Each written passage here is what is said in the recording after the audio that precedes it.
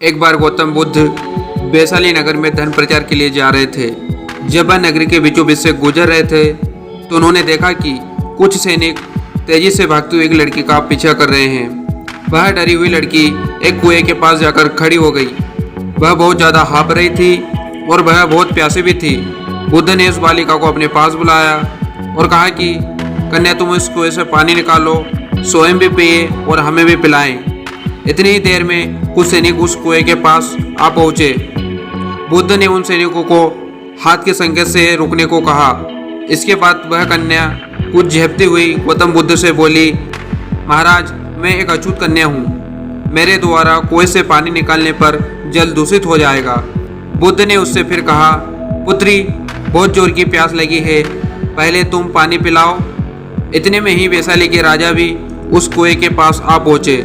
राजा ने सबसे पहले गौतम बुद्ध को नमन किया और उन्होंने सोने के बर्तन में केवड़े और गुलाब का सुगंधित जल पीने को प्रेरित किया, लेकिन बुद्ध ने उस जल को लेने से इनकार कर दिया।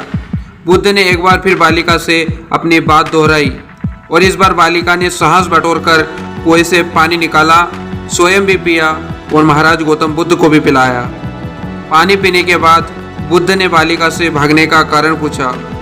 कन्या ने बताया कि मुझे संयोग से राजा के दिव्य दरबार में आने का अवसर मिला था। राजा ने मेरा गीत सुन मुझे अपने गले की माला पुरस्कार में दी थी, लेकिन किसी ने बताया कि मैं एक अछूत कन्या हूँ। यह जानते हुए ही राजा ने अपने सैनिकों को मुझे कैद खाने में डालने का आदेश दे दिया। मैं किसी भी कारण भागते भागते यहाँ तक पहुँची। इतने में ही आप मिल गए।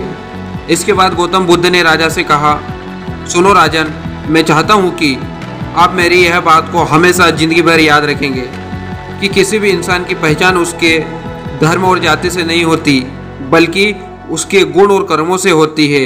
जिस बालिका के मधुर कंठ से निकले गीत का आपने आनंद उठाया, उसे पुरस्कार भी दिया, और जिसके कार्य इतने अच्छे हों वह अछूत हो ही नहीं सकती है।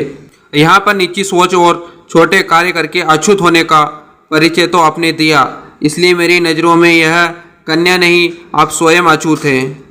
वैशाली नरेश राजा बुद्ध के आगे शर्मिंदा होने के अलावा और कुछ भी नहीं कर सकते थे। उन्होंने बुद्ध से क्षमा मांगी और वहाँ से वो चले गए। दोस्तों, इस कहानी से यह तात्पर्य है कि कोई इंसान अपने कार्यों और विचारों से बड़ा बनता है, न कि अपने धर्म या जाति से।